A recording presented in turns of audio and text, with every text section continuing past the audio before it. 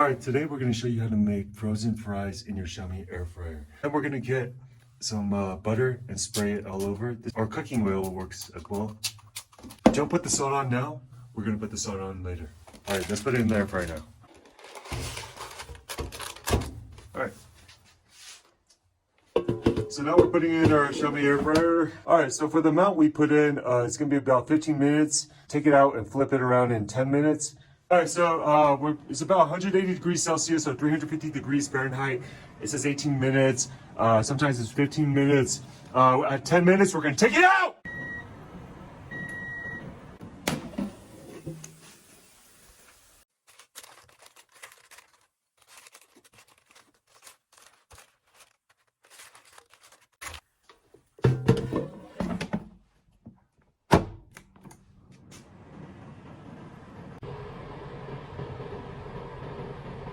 Alright guys, so now it's done. Just look at it. Nice and crispy and crunchy. Yeah.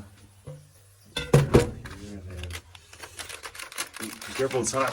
Now, put some sea salt on it or whatever kind of salt you have. There we go. Ketchup on. Let's put some Parmesan cheese on too. You guys tried this before? It's good.